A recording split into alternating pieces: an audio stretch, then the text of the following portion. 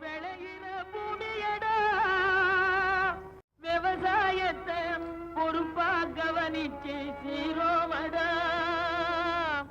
உண்மையா உழைக்கிற நமக்கு எல்லா நன்மைகளும் நாடி வந்து கூடுதடா.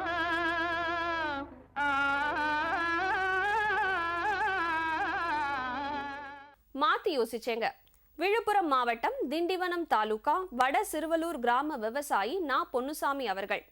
இவர் அம்மாவட்ட வேளாண் அறிவியல் நிலையத்தின் வழிகாட்டுதலோடு காளான் வளர்ப்பில் பெரும் மகசூல் பெற்று அதனில் வெற்றியும் கண்டுள்ளார். அன்னாரின் முயற்சிக்கு வழிகோலாய் விளங்கிய காரணிகளை கூற கேட்டபோது,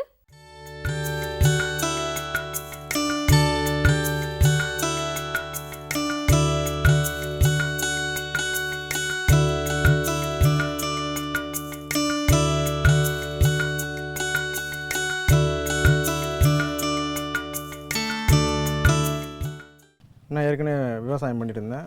போதுமான வருமானம் கிடைக்காதால சரி காளான் பயிர் செய்யலான்னு சொல்லிட்டு ஆசையாக இருந்தது. திண்டிவனம் கேவிகேயில் தொடர்பு கொண்டு அவருக்கு வந்து காளான் பயிற்சி எங்களுக்கு கொடுத்தாரு.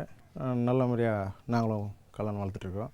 வீட்டு பக்கத்தில் இருக்கிற லேண்டில் 2 ஷெட்டு போட்டோம் சார். 2 ஷெட்டு போட்டதுலேருந்து பெட்டு போட ஆரம்பித்து தினைக்கும் வந்து ஒரு நாளைக்கு ஒரு 10 கிலோ அளவுக்கு நாங்கள் வந்து இடத்த ரெடி பண்ணி ஆரம்பித்தோம் சார் இந்த ஷெட்டு. அதுலேருந்து ஒரு நாளைக்கு 10 கிலோ கிட்ட குடும்ப அளவுக்கு போயிட்டுருக்குது. 1 கிலோ வந்து 130 ரூபாய்க்கு சேல்ஸ் ஆகுது. திட்டக்குடி, திருச்சி, சிதம்பரம் இதுக்கெல்லாம் வந்து ஃபோன் நம்பர் வாங்கி கொடுத்து இங்கே வந்து மார்க்கெட்டிங் நாங்கள் பண்ணுறோம்.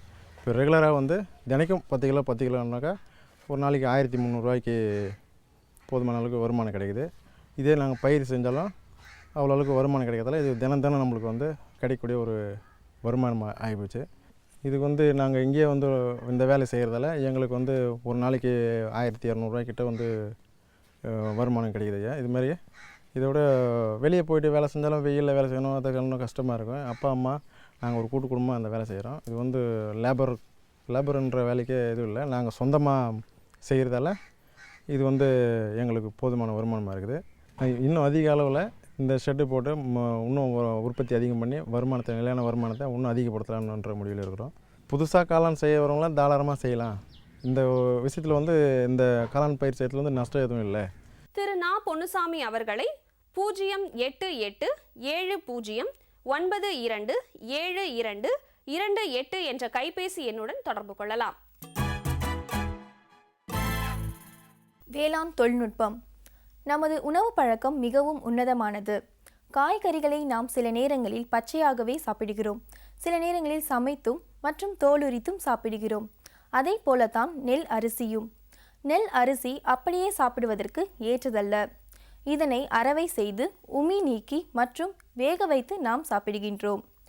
இப்பொழுது நெல் அரிசியை எவ்வாறு சுத்தமான முறையில் உட்கொள்வது என்பது குறித்து கோவை தமிழ்நாடு வேளாண் பல்கலைக்கழகத்தின் நெற்பயிர் துறையின் பேராசிரியர் மற்றும் தலைவர் முனைவர் எஸ். ராபின் அவர்கள் தரும் விளக்கத்தை காணலாம்.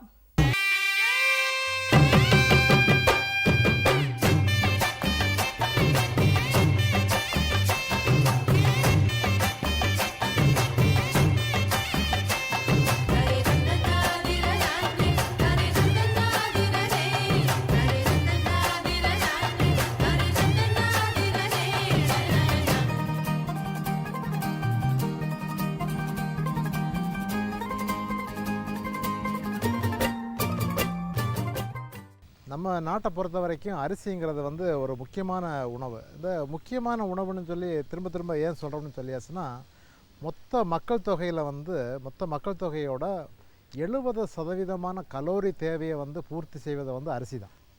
அதாவது வந்து நம்ம உழைக்கணும்னா, நம்ம படிக்கணும்னா, நம்ம வந்து அலுவலகத்தில் வேலை பார்க்கணும்னு சொல்லியாச்சுன்னா எல்லாத்துக்குமே வந்து நமக்கு கலோரிகள் தேவைப்படுது. நமக்கு தேவைப்படுற கலோரிகளில் வந்து 70% கலோரிகள் வந்து நமக்கு வந்து அரிசியிலிருந்து மட்டுமே கிடைக்குது. எல்லா அரிசியுமே வந்து மருத்துவ குணங்கள் உடையது தான் அப்படிங்கிறதான் வந்து நான் இந்த இடத்துல வந்து சொல்லிக்கொள்ள ஆசைப்பட்றேன்.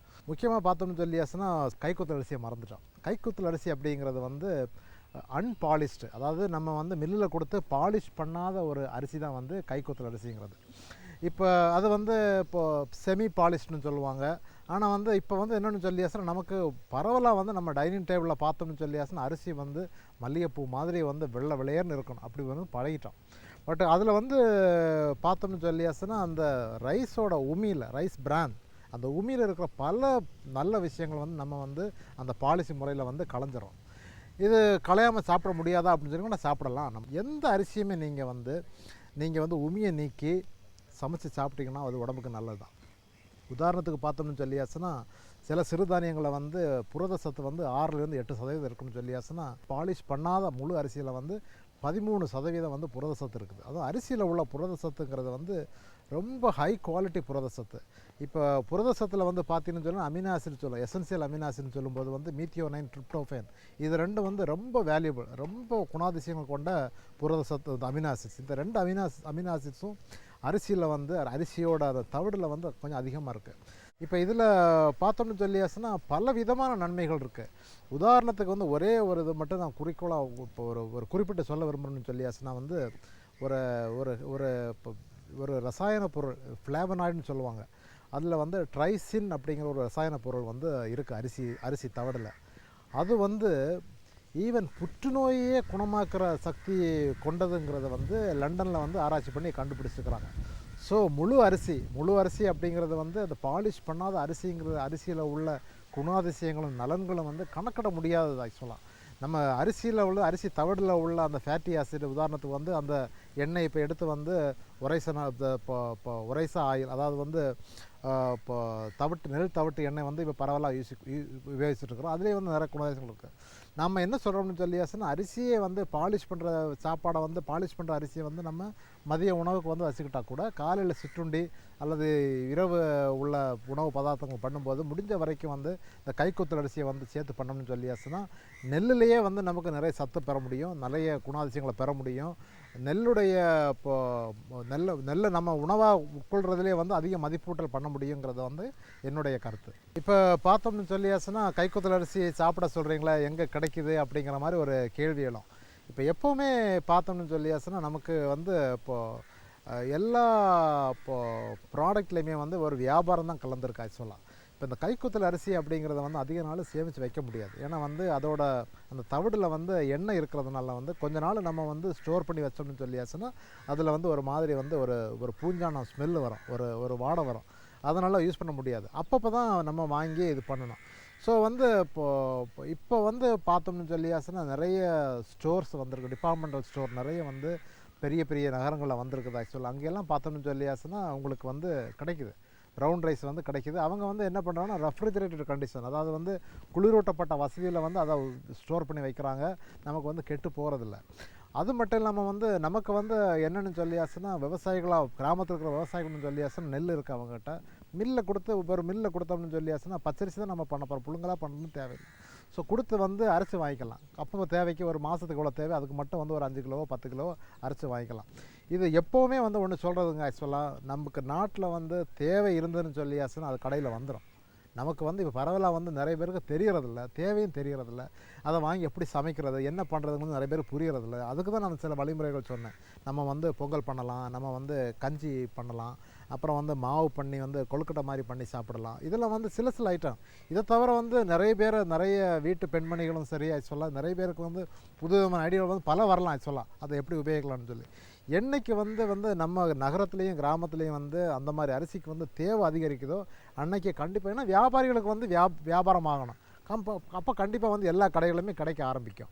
இப்போ முடிஞ்ச வரைக்கும் வந்து இப்போ நமக்கு உள்ள வாய்ப்புகளை வச்சு கொஞ்சம் கொஞ்சமாக நம்ம வந்து இப்போ பண்ண ஆரம்பிச்சோம்னு சொல்லியாச்சுன்னா அதை வச்சு தான் வந்து திரும்ப வந்து அதில் உள்ள வியாபாரத்தை வச்சு வந்து உங்களுக்கு கடைகளெல்லாம் வந்து அது இருப்பு கொண்டு வருவாங்க. மற்றபடி வந்து இப்போவே வந்து நிறைய மார்க்கெட்டில் இப்போ வந்து உதாரணத்துக்கு சென்னை, கோயம்புத்தூர், மதுரை, திருச்சி போன்ற பெரிய நகரங்களில் உள்ள பெரிய பெரிய சூப்பர் மார்க்கெட்லாம் வச்சுருக்குறாங்க. அதாவது வந்து ப்ரௌன் ரைஸ்னு போட்டிருப்பாங்க, அதோட கவரில் வந்து ஆங்கிலத்தில் வந்து ப்ரௌன் ரைஸ்னு போட்டிருப்பாங்க. அதுங்கிறது வந்து என்னென்னு சொன்னால் பாலிஷ் பண்ணாத அரிசி தான். அதில் உள்ள குணங்கள் வந்து உண்மையிலே அரிசியில் உள்ள குணங்கள் வந்து எந்த ஒரு ஒரு சிறுதானியத்துக்கோ அல்லது வந்து எந்த ஒரு பயிருக்கோ வந்து குறைந்ததில்லை. அதான் என்னுடைய ஒரு கருத்து. பேராசிரியர் முனைவர் எஸ். ராபின் அவர்களை தொடர்பு கொள்ள வேண்டிய கைபேசி எண் 9442224409. மீண்டும் அடுத்த பொன் விளையும் பூமி நிகழ்ச்சியில் சந்திப்போம். நன்றி, வணக்கம்.